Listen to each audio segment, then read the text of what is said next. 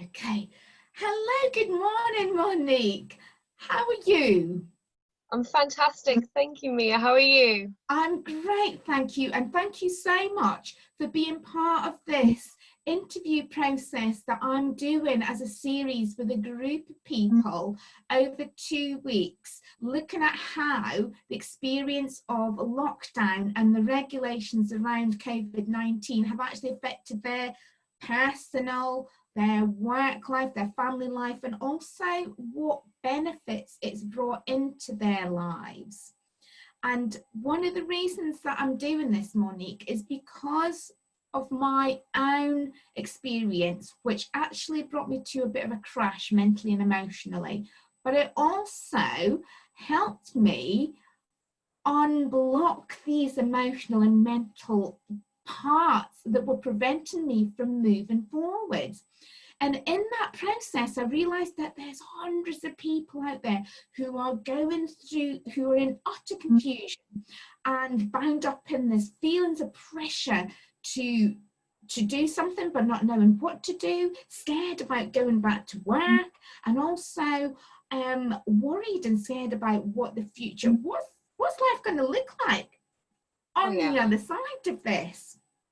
Yeah, but also there's these group of people, Monique, who've had the most amazing benefits out of this situation, and it's opened up opportunities for self-development that they might not ordinarily have been able to explore had it not been for this extraordinary situation. So now I've known you for about 3 years. I met you when I was living in the Midlands, and it was a wonderful time. And I'm so blessed to know you. Yes, and you've had quite a journey, Monique. As a young person, you're 25 now. But you were in your early 20s, and you were still at university, or you were still in education, and we were going through this transitional period for you, and I'm wondering what I'm going to invite you to kind of, if you wouldn't mind sharing a bit about how this experience of lockdown has impacted how's it impacted your life, let's say. Where do you want to start with that? I'll start from the top, really, which is probably the most obvious area, work. But so I've already had my year out and everything else for my own mental health and everything else, just trying to reclaim who I'm meant to be in a way. So start building the blocks that way. So I did a lot of preparation last year for 2020, when everyone's going, oh yes, it's 2020, clear vision, we've got everything sorted, we've got the big plans in. I'd actually registered to be self-employed as a performer and an actress, so I was really, really excited. I had loads of new jobs coming up. I had some murder mysteries and this really, really good part in a play, and then lockdown happened and just gone. But and for me, like, to begin with, like, I was scared, I was angry, I was so upset about all of this. But again, I think we've already just spoke about this anyway, but it's fine to feel those things. It's just the instinct reaction, and the stress comes in. You just start going, oh, what am I going to do? What am I going to do about money? What's all this kind of like just accumulate to? Fortunately, I've got a very good support network around me anyway, so the money issue wasn't too big a thing. It wasn't too bad for me. I can't say that for other people, because I know it's such a hard time with that, and I've just been fortunate, very, very fortunate, to have such a fantastic group of people behind me. But in all fairness, like with acting gigs and everything else, it all bounces back eventually. I've got the play that I'm in is postponed till next year now instead, so they're not too worried about it. Neither am I. It means I've got more time with the script, so that's fine with me. Right. and everything else is event stuff. So for the most part, it will all bounce back. So I've gotten through that myself. But again, it was still really daunting from the get-go. I was so angry about all of it. You know, when you're there going, but I've worked so hard. This is meant to be my year. This Yeah. is what I was meant to be Yeah. doing. Mm-hmm. But then it has, like you've said, it's given us time. It's given me so much time to start actually going, no, you've been sloppy with these areas of self-care. Now's the time to be doing that, to make sure that you are strong enough to come out when we're in this sort of, I don't know, new reality, I guess, because it's going to be completely different. We don't know what it's going to be like on the other side of it. So I guess it's just winging it for now. And yeah, that's true. That's exactly what it feels like, isn't it? Winging it. But I love that how you've just processed that whole journey for yourself.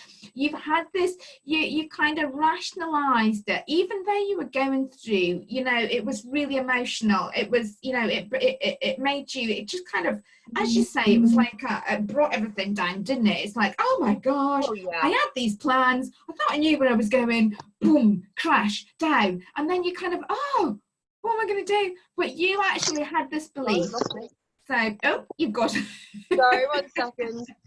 For some reason, everyone's messaging me now, which is really irritating. Oh dear. Yeah. But you had this actual, you rationalized it, and you knew that, well, there's going to be things, we're going to get back, we're going to do this, I'm going to have auditions, I'm going to be able to, we know the way that, so, you know, you really kind of thought through it. And you're, you know, even at a young age like that, you're really stable. I know you've had difficult times, but there's something so wonderful about how you've processed this, Monique, and made the best out of it, and can see something positive coming out for your future. You know, yeah, a different start. Yeah, I've even started writing some plays of my own as well during this period. Just when, you know, when you go, oh gosh, what should I do with all this creative stuff? Yeah, I'm writing a couple of plays now, and I'm part of the pantomime company in Tamworth, which is a really, really, really amazing group of people. So we're still chugging along, going through what we need to be sorting out. But hopefully we'll have a pantomime this Christmas. If not, it'll be postponed until next year. Who knows? Don't know yet. We've got dates, but can't say much about that. Well, that's wonderful. Yeah. Isn't that wonderful? So it's brought you even an opportunity just write your own play, a creativity. And I know you're very creative, but that's fantastic. And how's that? I'm just wondering, in all of this, how's that affected, you know, your has it impacted your family life in any way? You know, your outer supports it. Yeah, so my own family unit at the moment, my mum and dad have just divorced, so it's fine. They're happy. They're moving in their own directions, and that's all I can wish for, really. So my dad is currently looking after my grandma in Oswestry, bless him. And my mum she's had a hard time for herself as well. She's ended up she's a contractor, so she ended up losing her contract and everything else because of lockdown. So she had her own sort of she's not in a good place in herself, and to begin with, that caused so much tension between us. Yeah. Because when you're both stressed, especially like how I was at the beginning, and then her on top of it, all we'll just friction. Fortunately, she ended up finding some, like, she's now working nights, bless her. But for both of us, it also gives us that time away from each other. So we are mellowing things out. We're trying to balance jobs around the house. We're more so for me to help her if I can. But you know, to begin with, it was really, really rocky. And even now, like, she's not happy with where she is, because she's a very brilliant, smart woman, and she wants to be doing what she's good at, but there's no contracts at the moment, so she's just making do with what she's got. So, but for home life as well, it's actually brought us closer as well, because you've got, so that the friction has died down, we can now sort of meet each other and just go, yeah, okay, yeah, we're both having a really, really bad time. We're having a really bad time right now, but doesn't mean we have to be bad to each other. And I guess that just sort of follows through for every other area as well at home. But that's, do you know something, thank you so much for sharing that, Monique, because do you know something, I have spoken to a few people, and I think most households are having because things are happening, people are losing their jobs, and it's really just, oh my goodness, it's put so much pressure on families. But at the same time, you know, even through, and I know everybody's had these tension blow-ups and also, and it's understandable, but everybody's saying that it's actually helping them understand more about each other. Like, I've spoken to another mother who's had difficulties with her daughter, and other parents that haven't, you know, problems with, you know, different dynamics, but actually strangely enough, they're getting to understand more about each other and helping each other. So there's a strange, weird balance there. Yeah, it's like learning to live with each other again, instead of like just sort of, oh, see you later. You know, like, it's actually making people sit together, and it's quite nice to see that as well, because I know I see loads of things like this on social media, which is like, obviously, parents who have smaller children, like, for the parents it's going to be absolute mayhem, and they're just like, oh my gosh, ripping their hair out, going, what do we do? But the children are having so much fun because they get to see mum and dad all the time, and they get to have this really, really unique sort of growing up. But I think that's completely brilliant, because it's helping human interaction so much, because we're no longer hiding away from each other. You can't, like, you can try and hide in your bedroom as much as you want, or you can try and just like hide away, but you can't do it all the time. You have to come downstairs eventually and just start the conversation, and it's nice being with family, isn't it? It's isn't it just the most extraordinary thing? It really is. In all the crazy, it's pulling all our emotions into, you know, to the fore, isn't it? And it's like, you can't actually, well, we can't get away from it, so we're just gonna actually just accept it and just go with it. It's making everybody do that in their own kind of uncertain, you know, jiggly kind of way. Uncomfortable. It's very, no, I totally get that, the jiggly. It's because it's a reaction, isn't it? Because you don't, no one's really too sure what they should be doing, but it's a very unique time where you can't go into work, you don't have that infrastructure anymore to go to, and it's just so, I can't thoroughly explain it, but you understand where I'm going with that, don't you? But I do think it is a wonderful, wonderful time.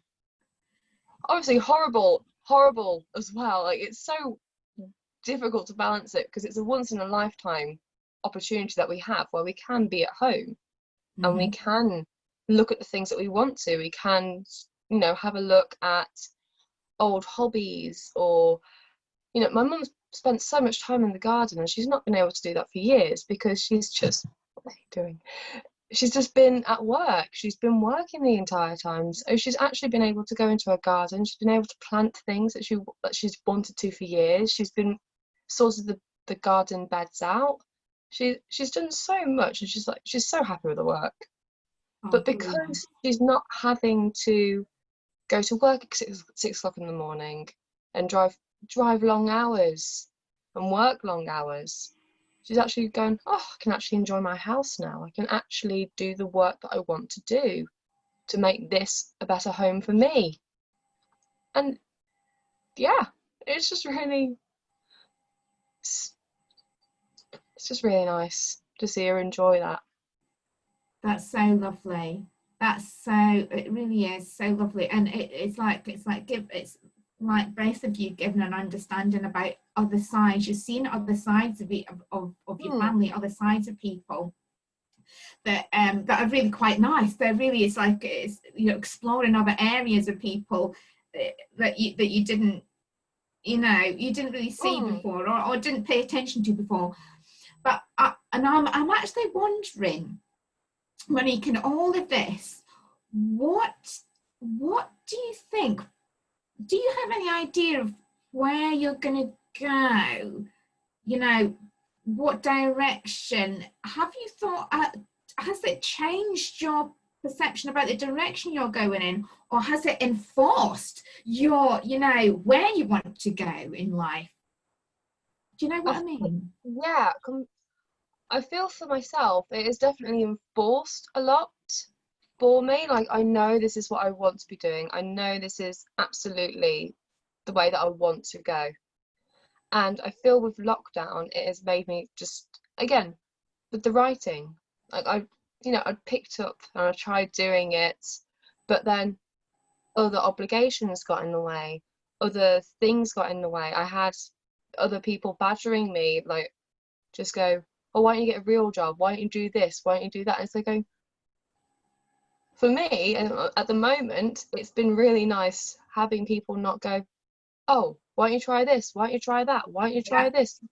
People, for some reason, don't understand that I want to do this. Yeah. And continue to do this. Yeah. So I've been reading more, I've been writing, and it's almost like a snowball effect. And I know that things could probably change in the future. There are going to be other obstacles, other sort of inspirations, other opportunities thrown in my way. And I don't know which way I'm going to go. And I guess for me, I'm happy going with the flow, but I know this is the direction. Just not sure where that path is going to go. So we'll see. Yeah. But that's understandable. I think so many people will feel exactly, they will be resonating with that, Monique. And it's like it sounds like it's really kind of emphasized what you truly want, what you truly would, want to do. It's kind of opened up that understanding about you and what's good for you, what's right for you. But now it's about holding these boundaries, because as we go back in to a situation, it's like, oh, is this going to start coming back? But now that this is where you want to go, I suppose that's what lots of people are going to be worried about. It's like, well, I don't want to be pulled back into these situations, and I have this root, this little seedling of that's starting to grow, and I want it. I like the feeling of it, and I want it to grow. So it's about, how do I hold that boundary now so that I can help it grow? And I think a lot of people kind of forget this as well, and society as a general rule likes to allude to this never happening, which is, people can change their direction. You are allowed to keep on evolving, and you're allowed to keep changing your mind. It's not a bad thing. There are always going to be different things that happen. They're going to pique your interest. It's fine to dip your toe in. It's fine to have a look at those options. But not everyone is meant to be working a 9-to-5 job in an office. Not everyone is made for that. That's not to say people who work in an office, that's all they're there for.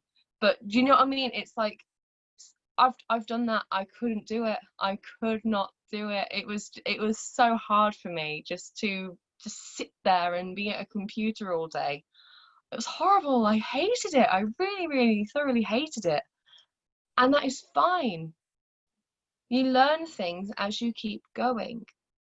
And even if you're an adult, you don't stop learning. You continue learning. Doesn't mean that once you reach, 50, 60 years old, that you're going to just stop evolving and you're just going, oh, I know everything now. You don't know everything. No. And that's completely fine. And I think that's what lockdown is teaching a lot of people, which is you don't know what is going to happen next. You don't know what life is going to throw at you next. And that is completely fine. You can't control everything. You can control what you do, and you can control that. But sometimes you just have to release a little bit. Because I know there are so many people who are holding on for dear life to the old ways, to reality before lockdown. And for me, I don't think that's going to be possible. We've already seen so much resurfacing. We've seen so much change happen. Like, I'm going to be honest, I walk around the shop now. If someone doesn't keep 2 meters distance from me, I'll just go, oh, just. And it's not because I think that they've got, coronavirus or anything like that. It's because I'm liking my little personal bubble. And I get twitchy just in case. I go, don't want you near me. I'm so used to it. Well, that's so interesting, isn't it? But for me, I don't think that's a bad thing because that's my little boundary. Mm-hmm. But Mm-hmm. Mm-hmm. it's I can't wait to see what we're going to come into. That for me is very, very exciting because I don't know what's going to happen. And that's the fun of life. That is the fun of it, is that you don't know. And that's fine. Yeah. Yeah. I think, and with mental health as well, gosh, the anxiety and depression that it causes for people, I know that's so ingrained, is that's what happens, is that you just don't know and you can't predict things. And it is just sitting with it a little bit and not fearing it, because I think that's what a lot of people do with mental health, is that they fear that they fear an episode happening. And for me, like, I have crying bouts. I have moments where I feel, oh gosh, what should I be doing? I feel like I'm not doing enough, because we have always been taught to continuously move, but now we can't move, we can't run away, we can't go and do something to distract ourselves out there. We have to start with us and start healing those parts. So I'm quite spiritual anyway, so I've been doing quite a lot of inner healing and especially inner child stuff. Yeah. And gosh, it brings up so much. It brings up so much. And yeah, I think that this time isn't meant to be outer world. It should be inner world. Absolutely. Absolutely. Do you know what you just said there? Just absolutely beautiful, Monique, because I think that's something that we're all as a collective kind of experiencing at the moment. You just summed that up absolutely beautifully. And I think that I'm hoping that whoever's watching this really gets, and I think they'll get something out of this. I really do, and I hope they've watched that, because I know what people are like. They kind of watch a bit and then they go, but I hope they really stick with this and watch it all the way through, because it was absolutely beautiful what you said. And I really think that lots of people are having that that kind of these inner processes going on of learning more about themselves and where they're going and what they want to do, and holding the boundaries. That's really quite funny, and what, holding their own but metaphorical boundary. Oh gosh, yeah. Yeah, so that they can do what they want to do. So thank you so much for that, Monique. That was absolutely, it was just brilliant. Thank you. And uh, and I'm just wondering, is there anything else that you want to add to that? Is there anything that you'd want to say to people, you know, for younger people going through what's happening at the moment?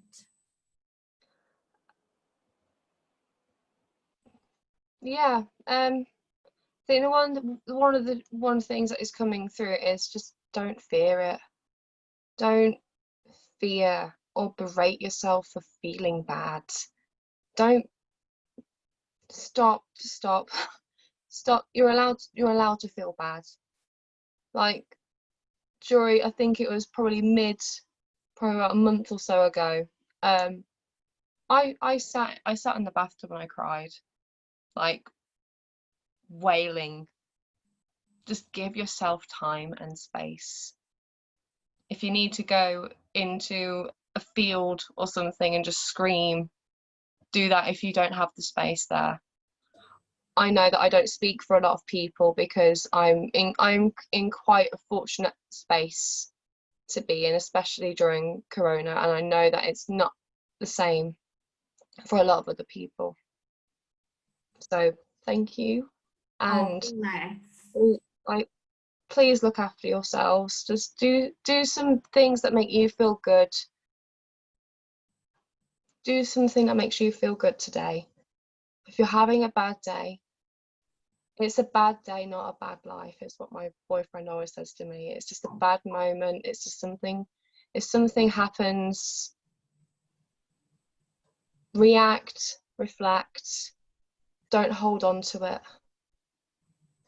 You're loved and you're being held. So, yeah. Oh, beautiful. That's so sweet. Thank you, Monique. Thank you, Mia. And we'll just say thank you to everybody who's watching and Yeah. wish them a really great day. Yeah. Okay. Bye for now. Bye. Bye.